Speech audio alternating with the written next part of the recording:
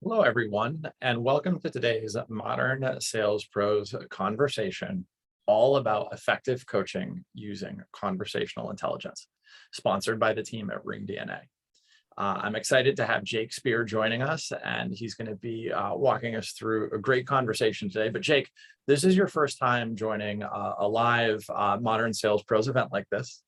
And I think I'd mentioned this to you before. We have a little bit of a tradition. We want to learn a little bit more about our panelists before we jump into the content. So Jake, any big travel plans or any destination that you've got on the list that that's the first place you're going to go to once you get a chance to travel? It's an easy question to answer. Hawaii, 100%. I've been a few times in my life, and it's my favorite place to travel to. Snorkeling to me is the most surreal experience in the world, and I do it every day I'm there. So that's where I'll be. Awesome. Do you have is there a particular spot in, like, what's the Jake Spear snorkeling spot so we can come hang out with you? To be honest, I haven't found a bad one. I mean, my favorite island is Maui. But up and down the coast, I've found amazing things. So it's hard to say there's one perfect spot. Yeah, no, Maui is the best. Mama's Fish House and that whole area on the north side is spectacular. Now I want to go back to Hawaii. Love it. All right, folks, we're going to go ahead and jump in. Jake's got a lot of great insight on this. We want to make sure we share that. Before we get started here, just a word from Pete Kazanji, the founder of Modern Sales Pros. Hi, I'm Pete Kazanji, founder of Modern Sales Pros and Atrium. Atrium is a data-driven sales management platform that helps managers use data to improve team and rep performance. It takes less than 90 seconds to get started. Just log in with your Salesforce credentials and Atrium will show you how your reps are performing across hundreds of metrics. Sign up for a free account now at signup.atriumhq.com. Thanks for joining us, and I hope you enjoy this event. Thanks, Pete. And just a few words about Modern Sales Pros. For those of you who don't know, Modern Sales Pros is the world's largest community for revenue leaders. So those are folks that are in sales management, sales and revenue operations, and the related supporting disciplines. Our mission is to create an environment for our 20,000 and growing community members where they can answer questions they'd otherwise struggle to solve on their own, and they can see around corners that may be coming up that they're not aware of. We do that through bringing on great speakers like Jake here today, through our robust forum and online discussion, and also hopefully in the near future, getting back to in-person events. Our community has about 6,000 different organizations represented, and we hope if you're not a member, you'll join afterwards. And as I mentioned at the outset, everything we do is free for members, and you'll be invited to join afterwards. Today's session wouldn't be possible without the sponsorship of Ring DNA. We've worked with them for quite some time. They're amazing, but I'll hand it over to Jake to say just a few words about Ring DNA. Jake? Yeah, I think actually what I would say is I'd want to just share why I came to Ring DNA. And that is, I've been in sales technology now for many, many years. And what I saw happening here was not just sort of the same old. We were tackling all different segments of the market. Before I started, there was the sales technology landscape has been sort of whittled down into little bite-sized chunks that everyone has a solution for. And Ring DNA was the first time I saw a company really trying to pull all that together and say, if we segment out so much, we're going to lose the effectiveness of each of these tiny little tools. So, I mean, everything from sales engagement to coaching, and everything in between. Ring DNA was sort of at the forefront of that. So it's an exciting opportunity for me to jump into. Oh, we love it. And we've had great conversations with a bunch of folks from Ring DNA and excited to have someone new on as well. And Jake, it's actually been great working with Ring DNA, but let's actually have you introduce yourself here. Yeah, so my name is Jake Spear. I am Senior Manager of SMB and Commercial Sales at Ring DNA. I actually started at Ring DNA in heading up the sales operations team. So I've gotten to see sort of both sides of the equation, both the sales ops side of it, as well as the frontline manager side of it. Like I said before, my history is for the most part been entirely in not just tech, but sales technology specifically. So had a number of years of experience working with all sorts of companies in our space, and in various cases, sort of knowing and understanding all the folks out there who are helping sales leaders like ourselves. We're excited. We're excited to have you here. And the great part about Jake, not only does he have that operations background, but he's also working and he's got a very fast transactional team and he's got a little bit slower, more of a mid-market or commercial team. So Jake's got great perspective kind of up and down the sales cycle. Before we jump into our content today, just two housekeeping notes. First and foremost, this session is being recorded, as you heard. Recording will be available tomorrow up on the Modern Sales Pros YouTube channel. Also have our post events page up on modernsaleshq.com. In addition to that, please do go ahead and use the Q&A panel to ask any questions you have. We have some great questions that came in during registration, but we also want to make sure that for folks that are here live, you make the most of it. We've got Jake about another half hour, 45 minutes, so let's make sure we make the most of this.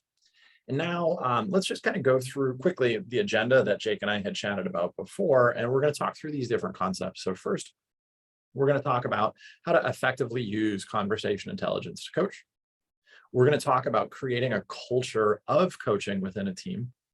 And then we'll talk a little bit more about this notion of a conversational roadmap. It's a pretty exciting idea. And I think Jake and team have spent a lot of time on this. It's definitely a more sophisticated way to think about approaching some aspects of different conversations that you have. But with that, we're going to kill the slides. And Jake, you ready to jump into it? Let's do it. Excellent. Let's do it. So, I mean, let's start by starting, right?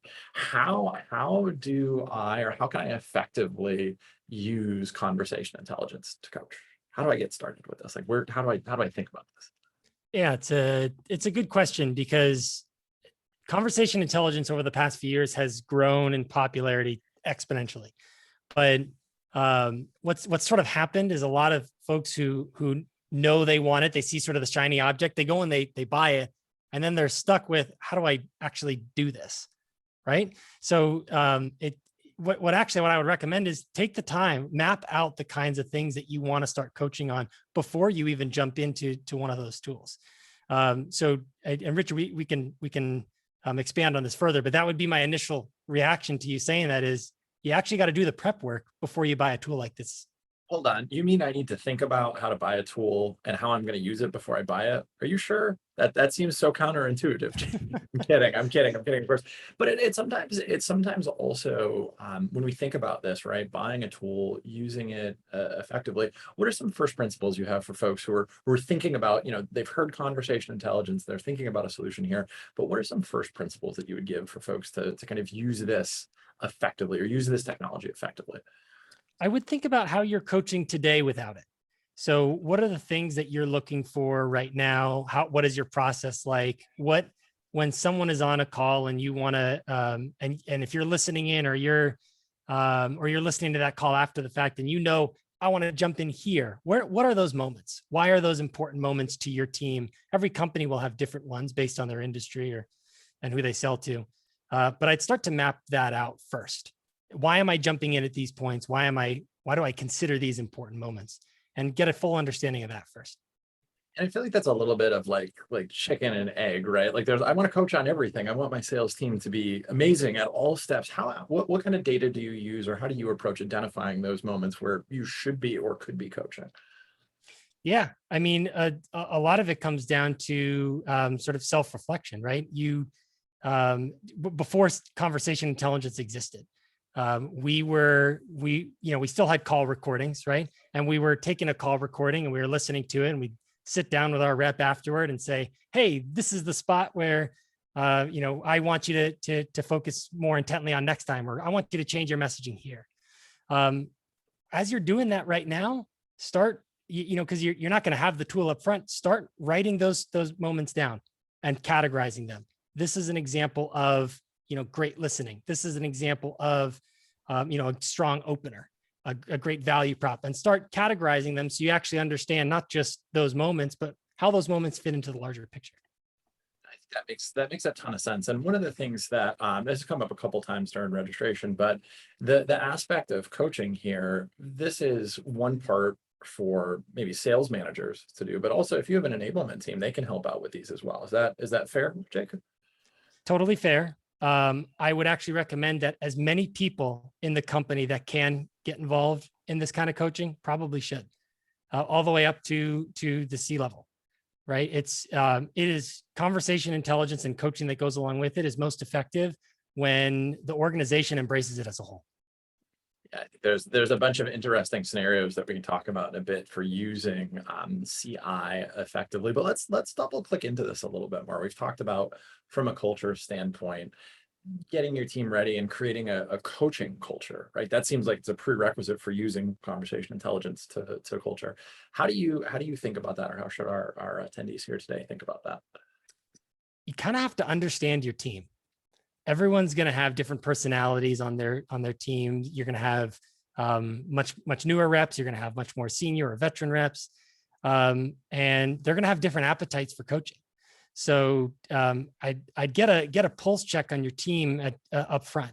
Who wants it? Who doesn't want it? What do they want to get out of it? Ultimately, you need to empower each and every rep that you have to want to sort of buy into this concept. But the way you do that might change per rep themselves. Yeah, I understand that. And I think the other part too, how do you start to overcome some of those objections? Like if I'm a seller and I'm like, hey, nah, man, I'm good. I don't need your coaching. Yeah, it comes down to what's in it for them, right? It would be whether you're coaching them on the call or on a call they have, or coaching them on a deal. Ultimately, if you're going to break through to your reps and actually be a valuable mentor to them, there's got to be something in it for them. So what I like to do with my team is I like to understand why they're in sales, what their next step is, why are they doing what they're doing every day. Some reps are in it for the money. Some reps are in it for other reasons. If you can start to hone in on why they come to work every day and bang out calls and close deals, you can start tailoring your coaching to helping them do that. And then there's an actual meaning behind it. They're more likely to listen to you. I think that's awesome. And I think from your perspective as a leader, or maybe talking or providing advice to folks who are thinking about rolling out conversation intelligence and coaching, how are you doing that? Do you have reps listening to a certain number of calls per week, or you as a manager listening to all these calls end to end? Like, how should we think about that? Yeah, that goes back to sort of the idea of getting the coaching culture in with as many people as possible. It can't just be a select few, and it can't just be the managers. So one of the things we would recommend is asking the team to review calls on a regular basis, giving essentially an assigned number. Listen to X number of calls per week, and provide feedback on them. In Ring DNA, we do that with our tool, and we have a feedback tool within it. We ask our reps every week to actually provide feedback. The other way that we do it is we make some of those part of our sales trainings. We'll pull up a call. We'll have the whole team listen to it, and we'll ask and solicit feedback from the team as a whole right there in front of the whole group. So we not only ask them to do it, but we sort of force the interaction team wide on a regular basis. And I feel like there's a little bit of that where you can get some learning by teaching happening there as well. Is that fair? Totally fair. I'm a big proponent that you learn best when you're actually teaching content yourself, more so than just repeating the process, more so than just doing. You learn best when you're telling someone else, hey, this is how I do it. So we strongly encourage that, so that not only are they helping out their teammate, but sales reps even those veteran reps are going to be learning something themselves. And when you're kind of doing this and creating a culture, what do you do to make it fun? Because it can be a little bit uncomfortable to submit a call where maybe, you got stumped on an objection that you should have handled. Yeah. I mean, sales teams love contests. Sales teams love, being competitive. It's sort of in their nature. I'd highly encourage doing that. Do contests, do, best call of the week, do, have reps submit for it, right? Have them give them a prompt of, look for a call that has, XYZ keywords in it and that you thought was really, really good. If you make it fun with little games and tricks like that, reps will be down to get involved. Yeah, I think it's also something where it's like, you've got to kind of celebrate overcoming the objection and celebrate raising it to the team. It's not just, Jake, you're not perfect, your team's not perfect. But I think that's one where folks goof this up quite a bit, where they only talk about, oh, this is what went well. Well, there's a bunch of stuff that went wrong. If you create that culture, it's a great way to learn by teaching others. That's a good point, Rich, because one of the things that we've also done on occasion is we ask our reps to flag calls. So it's not just me going and searching for, hey, Rich, you made X number of calls today. I'm going to find your, the best ones in here. I ask you to flag them for me. Flag your best, flag your worst, flag ones you have questions on, and we'll randomly pull those out in a sales training or sales team meeting and say, hey, look what Rich shared with us today, and here's all the reasons why it's awesome. Rich, thanks for sharing. Like this is really good learning for you and the team. Yeah, and that's something too where you've got to have that trust with the team, because you could imagine some of the boiler roomy sales organizations where it's like, oh, look at Jake, he doesn't get it. Look at this guy, he's got it wrong. But versus hey, Rich, thanks so much for submitting this. That must have been a real tough call for you. Appreciate you taking the time. I think that's the cultural piece. And I want to actually take a little bit of a sidebar before we move to the other thing. When you're building your team and you're adding new folks to the team, is this something that you're screening for and sharing with them at the outset? Like, hey, we do believe it's a coaching culture, as you're kind of thinking about creating this culture on your team. Absolutely. We're inevitably going to have reps that are already in place that are sort of anti-coaching or giving you a hard time. But the one thing you really can solve for is making sure you don't bring those types of reps onto your team in the future. Yeah. Right. And that's got to be part of the interview process. We like to have folks do presentations for us, and we like to give them feedback, see how they take it. Do they push back? And if they push back for legitimate reasons, that's fine too. But are they open to it? Do they try to change it next time they talk to us?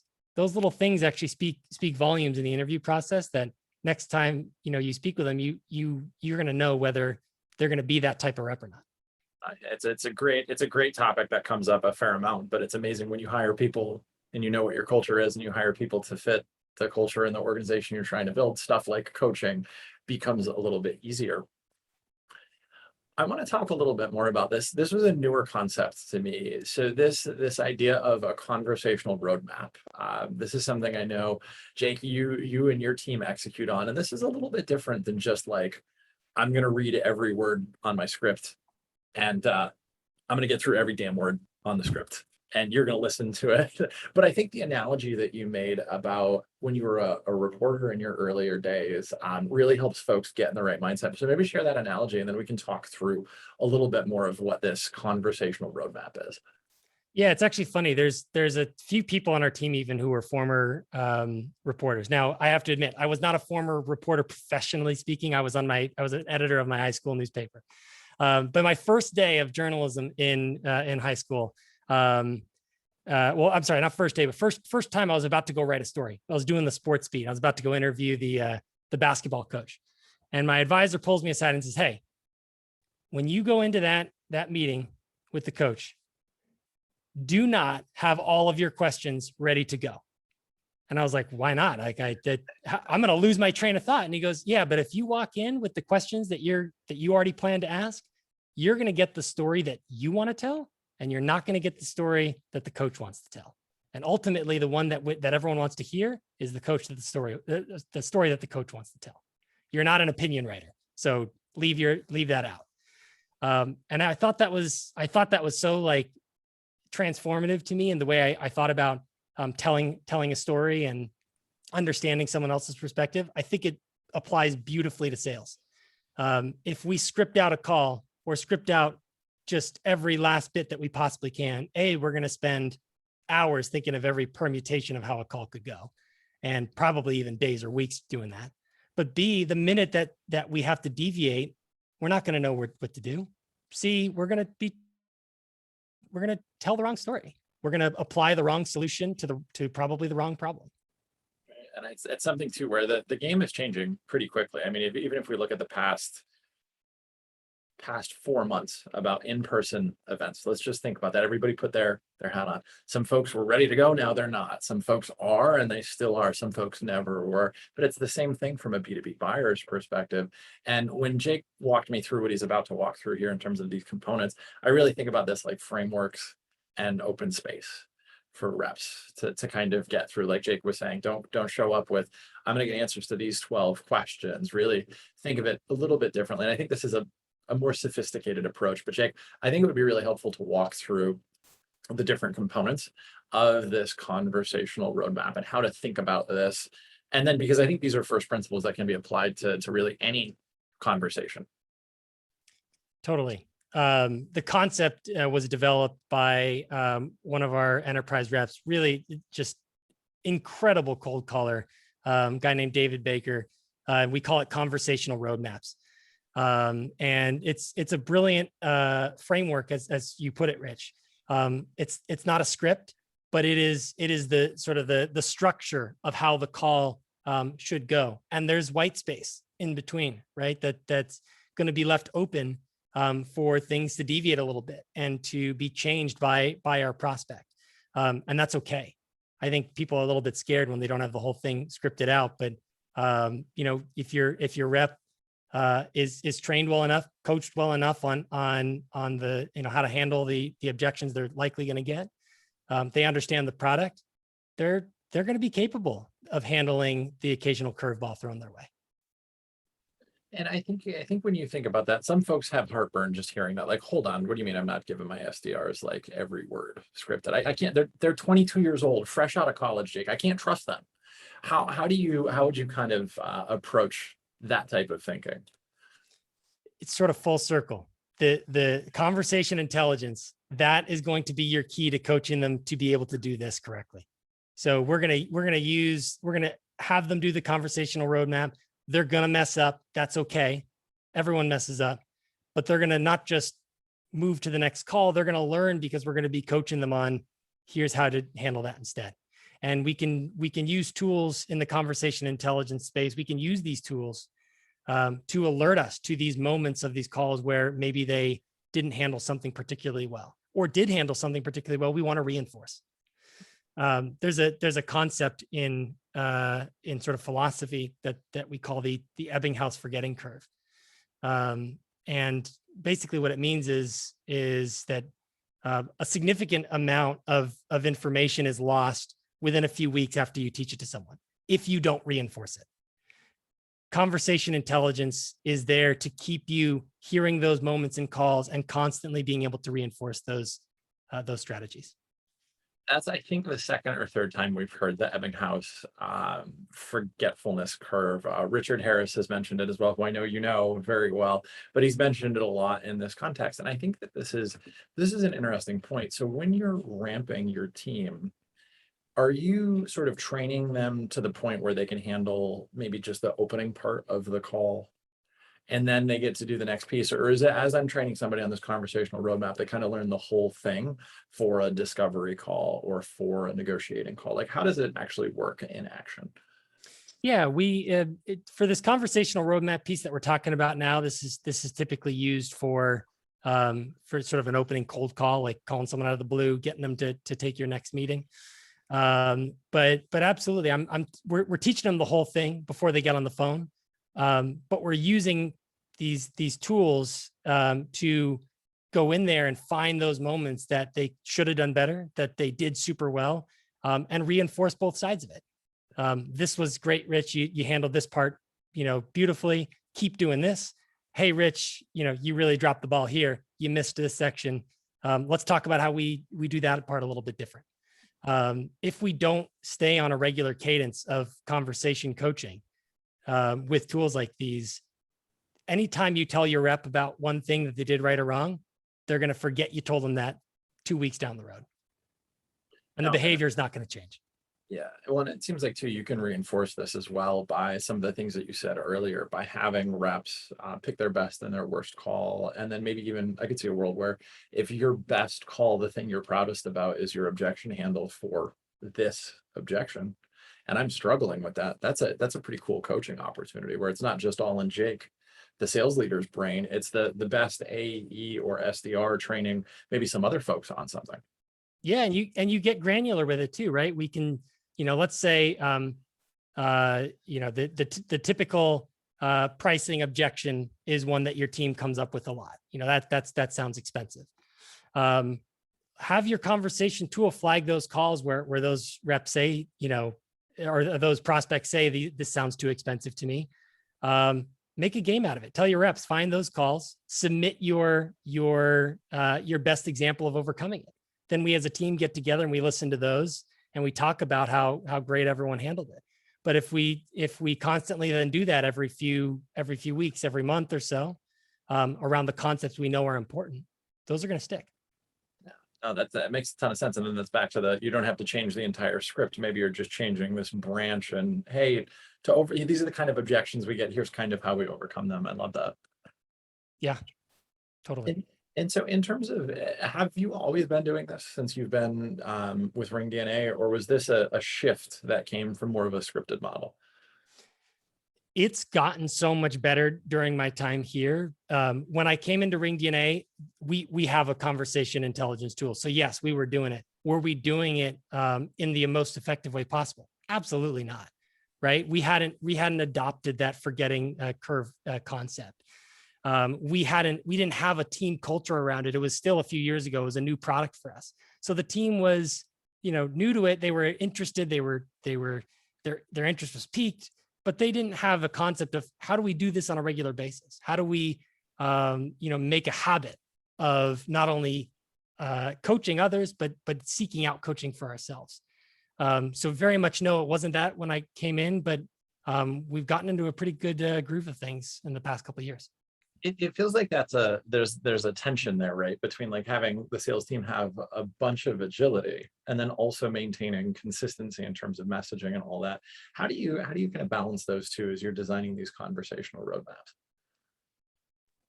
That's a really good question. It's tricky, right? Because your marketing team is, they're changing the website to say certain things and the ads are running with certain things. How do you kind of keep that balance between the agility and then the consistency? Yeah, I mean, to be honest, my answer would actually be to slow them down, right? Sales reps are constantly looking to say and sell the things that they can't say and sell yet, right? They're looking to do that, right? And it's up to us to sort of pump the brakes and identify those moments where, hey, maybe we're pushing a little bit too fast with this messaging. That's not quite the messaging we were given. And start training our conversation tools to flag those. If we know there's a change in messaging from marketing and we don't want our reps talking about, subject A anymore, we want them to focus on subject B, have your tools, we do this internally, flag those calls where subject A is still being brought up. And now I get a digest of all the calls where that's happening and I can go to each rep and say, we're done with that. A naughty list. I could see it being used the other way too. You've been in the product training where the product team is really excited about something. Yeah. And then immediately it starts getting sold. It doesn't matter when it's coming out. The product team talked about it. It's already, we've got it done. Yeah, I'll tell you what the next feature is on the roadmap, but that's a clever way to keep that messaging consistent and aligned. Yeah, no, the product team could say, we're coming out with this next year. And the next day you'll have a sales rep saying, hey guys, we have this really cool tool. Yeah. What's the pricing? What's the pricing for this? I didn't see it in the pricing sheet there. Yep. One other thing, and I know that this is, conversation intelligence oftentimes gets brought up in a coaching context and in an AE coaching context. One question I have, what other use cases are you seeing with conversation intelligence for folks that are maybe a little bit more mature? So, at different times we've heard it as as a leader using it to record your one-on-ones to kind of self-coach. Things where, getting feedback or snippets into product or marketing based on messaging. What are some of the other scenarios above and beyond just this kind of AE, SDR, go-to-market coaching that you're seeing real effective uses of conversation intelligence? You hit on some of the main ones, actually. Managers are often overlooked in their own training, right? They usually get put in a position where they have to go manage a team and train them, but they often don't get the kind of management and training that to tell them how to be better coaches themselves. So having them record things like one-on-ones, having them hone their management skills through conversation coaching and intelligence is a huge benefit. We very heavily use it for our product team. What's the market saying out there? Are they liking the product? Are they not liking it? Are they looking for feature requests that the sales team isn't surfacing to us, right? That's probably not going to happen. Sales teams love surfacing feature requests. Only had this, they buy. Right, exactly. Marketing, totally. What's the messaging that's resonating? What's not resonating? How are our buyers interpreting what our sales reps are saying? Those are all hugely beneficial and is not usually seen as the typical use case. but we use it across the board. That's why I was saying earlier, to get the whole company behind the concept of listening to calls, understanding calls. I mean, even if we're talking about other departments, finance, HR, whatever, just knowing more about their own product is a good thing too. Have them listen to calls here and there and get an understanding of what is it our team is actually putting out there in the world. Those are all great scenarios. And I think Jordan's actually mentioned too, Jordan from Ring DNA, sorry, Jake knows who that is, the audience may not, but Jordan's also mentioned that as an onboarding tool as well. Here's like the best end-to-end discovery call. Here's the gnarliest objections that you'll get. Because again, we can role play through that. But also hearing it and hearing Jake actually handle it live is a super, super valuable use case that I think Ring DNA does that, but I know others do as well. We set up for onboarding classes, we set up a mentor program. And part of that program is more established reps being guides to the newbies. And part of that function is they've created libraries within our conversation coaching tool of their best and worst demos and the ones that, as you said, come with gnarly objections or whatnot. And the new folks can go in and listen to those. And then they have the direct person who had that demo, had that call to talk to about how they handled it, why they could have done it differently. We actually have the newbies annotate those calls, provide feedback to the mentors. The same way the mentors are going to be providing feedback to them. You can learn something from a new rep just as well as they can learn something from you. It's the culture of the culture of coaching. Oof, tongue-tied. The culture of coaching really extends both ways there. That's pretty clever. So Jake, we're almost at time here. I know we only got you for a few more minutes. Before we wrap, any key takeaways or last points that you want to leave the audience with here? Yeah, we didn't really go through the structure of the conversational roadmap. We kind of, we got that's talking about a actually bunch of call. things. Maybe we do that. And obviously there's Ring DNA has published a really nice way to outline those for you. And to help you guys who are listening in be able to create your own conversational roadmaps. It's a pretty simple framework. There's 6 sort of parts of a call. Starts with a strong opener. Which really is just a lot of it comes down to the tone and way you deliver who you are, and basically thanking the person for taking your call. That sort of moves into what we call the disarming statement, and that statement is usually something along the lines of acknowledging that we're calling you out of the blue, that it's a cold call, that that they're not expecting your call.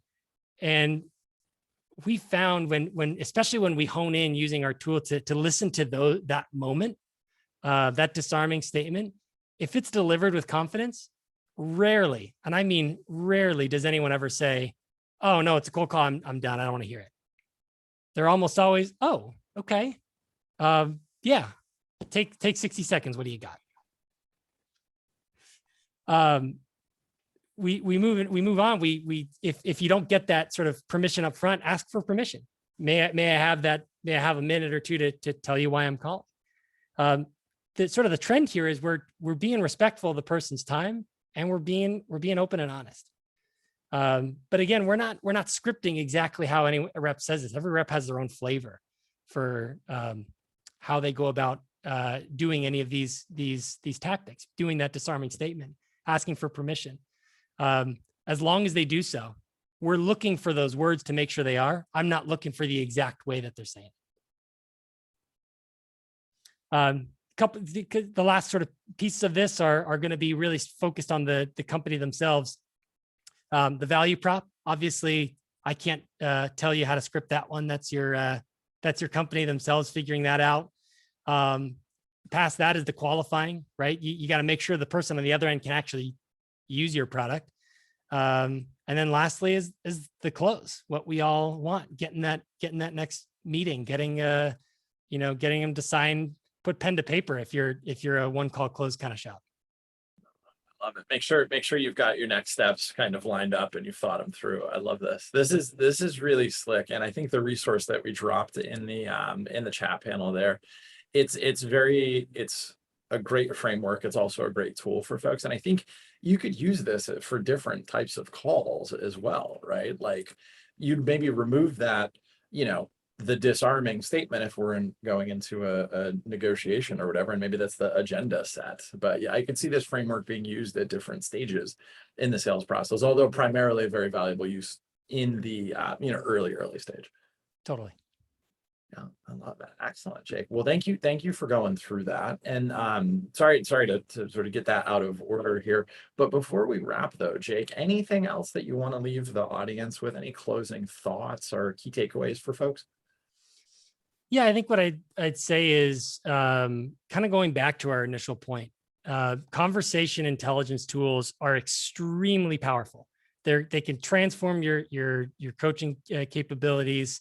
They give you insight into like every moment of every call. I've saved so much time just knowing which calls to listen to, having the tool tell me that which points of the calls I'm supposed to listen to. But none of that's possible without sort of the work done beforehand of understanding and helping train the system of the types of calls you want to listen to, the moments of calls you want to listen to.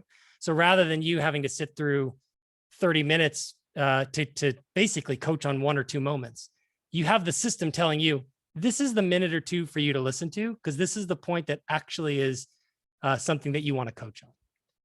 So that prep work is key. Yeah, use it. And they're powerful to Jake's point. It's certainly something I wish I had back 10, 12 years ago when I was involved in this stuff a little bit more day to day. But Jake, know you're super busy. I really want to thank you for taking some time here today to share some perspective and some great insight with the MSP community. Another great speaker from Ring DNA, so thank you for that. And then on behalf of the team behind the scenes, the community, the folks watching in the future on YouTube, I want to thank you and wish you a very safe and healthy rest of your day. Take care, Jake. Thank you.